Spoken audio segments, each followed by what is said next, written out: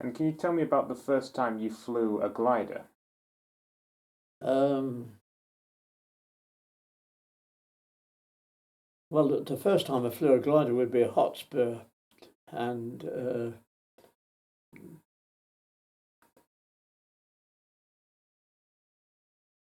the only thing I really recall about it was the amount of noise on tow and the silence when we came off tow, where we were no longer being dragged along by this Miles Master aircraft.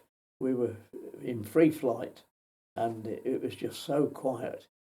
And then, sort of that was it.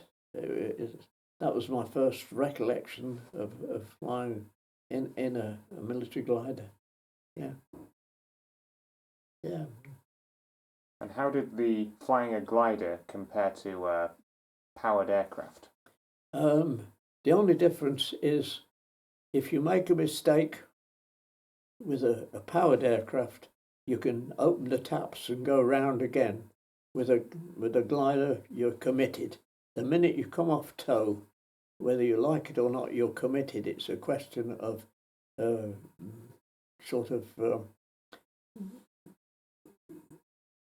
well, you how can I put it?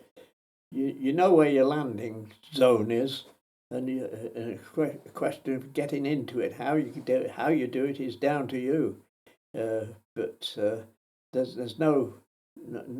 Oops, I made a mistake here. I could do with a bit more height, because you ain't going to get no more height. It's you're on your way down. You really are. Oh yes, yeah. How much room did a glider need to land? Well, I mean, at one stage we were flying the Hamilcar, and at the end of the runway there was a bit of a cliff, and we were flying over the cliff, to land. And that was the direction of the landing, and there were probably 5 or 6 Hamilcars. We weren't the only one flying that day, and at the side of the runway was a caravan that controlled the takeoffs with the Aldis lamp, and we started. I don't know how it started, but we started to see who could land in the shortest possible time, and we got to the stage where we were banned because we were almost landing right on the end of the runway at Fairford. Yeah. Oh God, was it Fairford? No, it wasn't Fairford. That must have been Tarrant. Yeah. It's so.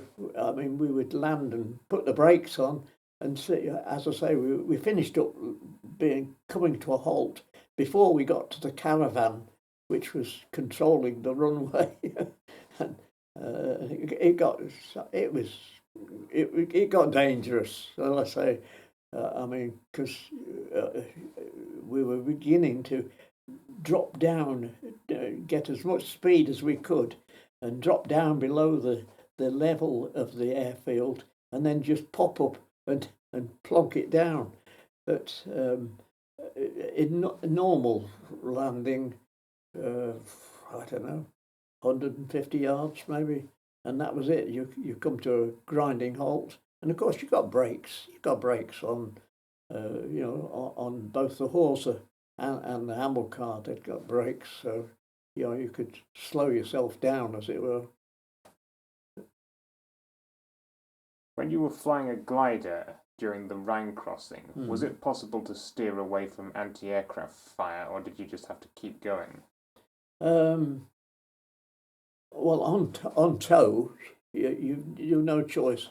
It's down to the tug aircraft and your attitude towards where you are, on the end of the rope, as it were.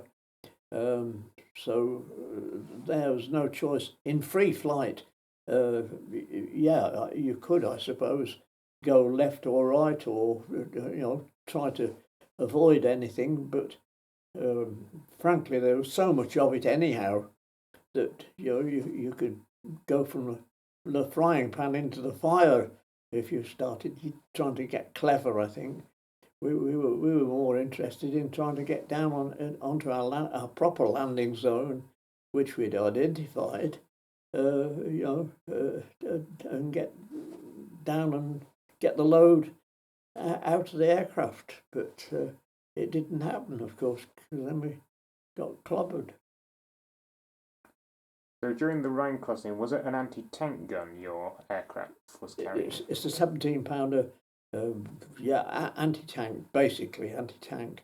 It was quite a weapon. It was a big weapon. Yeah, big weapon. Yeah. And did you meet the tug crews before you took off? We'd meet them at both the briefing and just immediately prior to the op. We wish one of all the best sort of thing, and we'll see you back at the airfield in a few days' time, sort of thing. But that didn't particularly happen. But but we didn't live with the air crews. We lived totally separate from the RAF. We were under a different sort of discipline, almost, you could say, where the RAF guys were both officers and warrant officers and sergeants and whatnot, the air crews, and they lived their lives. The only time we'd come up against them, really, other than hooking onto their aircraft, would be at meal times, and in the RAF mess, as it were, where we ate. Of course, we weren't segregated for eating or anything. We used all the RAF facilities, but we lived separately from the RAF. I suppose that way. We were most like an attached unit, as it were. We were bolted onto the aerodrome, as it were. I mean, we could have lived anywhere, really, but we lived on the RAF station, Nissen huts, and the usual facilities, as it were. And were you towed by a Halifax during the Rhine Crossing? Yes, that was the only thing that would pull us off the ground. Yeah, I mean, a Dakota, we couldn't possibly manage it. It hadn't got enough power by any manner of means. I mean, as I said to you earlier, we never flew with less than 9,000 pounds of ballast. But I think our takeoff weight was about 37,000 pounds. When we were loaded, it was quite a heavy load. Yeah, we were overloaded. There's no two ways about it. People would pop in extra ammunition, or half a cookhouse if they could, sort of thing. So our weight was in excess, really, of permitted weight, but the aircraft was strong enough. I mean, they were well built. My God, they were well built. Well, the floor was well built. Let's put it that way. Yeah. Did you enjoy flying gliders? It was a good job. Yeah, it was a good job, and we were young, and life. We were alive, and life was good. And I suppose in a way we almost worked on the principle of tomorrow you may die, sort of thing. So we do things you wouldn't, or we'd enjoy life to the maximum in the position that we were in. Flying that's what we got paid £5 a day for. So keep flying and keep taking their money, sort of thing. Oh yeah, enjoy. I don't know whether that's a word I would use. it was just something we did, and you know, that was it. Yeah, might sound strange to you that, but yeah. Did you ever wish you were doing a different role? Oh no, no, no, no, no. I can't ever say that that has ever happened to me in military or civilian life. I'm a great believer in, if you don't enjoy what you're doing, get out. I wouldn't wish I would do something about it, which in my civilian life I have done. You know, I've just told my superiors in one place I wasn't going to work for them anymore, and I just walked out. You know, my desk was left, and I just completely walked out. Yeah. Oh no, I didn't hanker to do anything else. What I was doing was what I wanted to do, and as long as I was happy doing it, that was me. Yeah. Oh yes.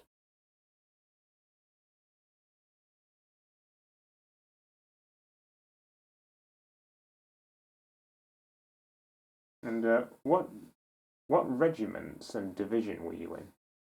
Well, we were, because we were a heavy lift squadron. I mean, there was a first Airborne division and the 6th Airborne division. We lifted both, so we were that way. We weren't in either the 1st or the 6th. I don't know, frankly, where we fitted into that. You know, sort of, we lifted whatever, whether there were poles or what. I mean, you know, I mean,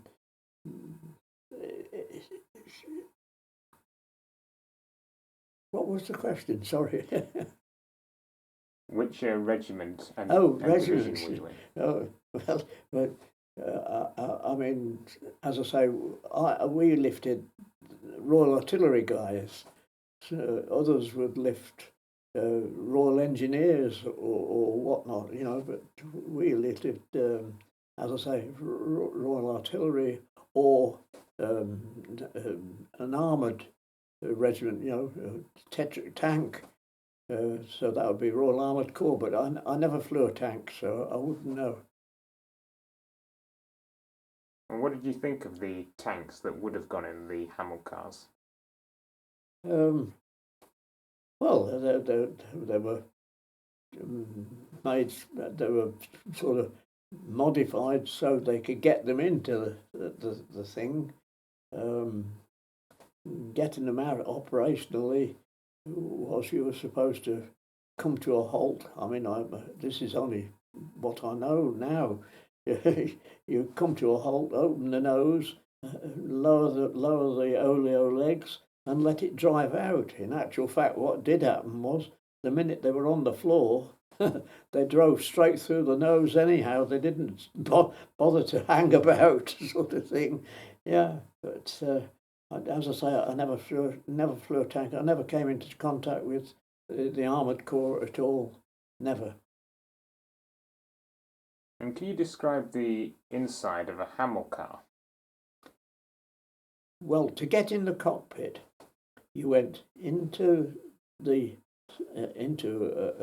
a door, I'll call it, on the port side. You went across the cargo hold, which would be about 9 feet, I suppose, 10 feet wide, I suppose. Up a wooden ladder that was on the wall opposite you, on the starboard side. Get out onto the top of the fuselage, walk along the top of the fuselage and get in the cockpit. And it was a tandem cockpit. So, you know, one pilot and another one with both with the same controls and instruments, such as there were, and that was it. They were cavernous. They really were quite big. I mean, they were big. I mean, I don't know if you know the dimensions of them, but oh yeah. I mean, the cockpit was about 19 feet above the ground. Well, you know, people think of gliders, you say, I flew gliders, and they see sailplanes. Nothing like it at all. They're huge, they were a huge beast. They really were. They were the biggest British military glider. The Americans had nothing like it, and the Germans, I think, at one time produced one that was about twice the size. It never was used. It was, you know, just a dream, I suppose, almost. You know, I mean, I suppose we could have carried 100-odd soldiers quite happily in the Hamilcar if it had been a designated troop carrying, but it wasn't meant for troops. It was meant for bulldozers and tanks and guns and heavy kit, as it were. As I say, it was the only heavy lift squadron we'd got.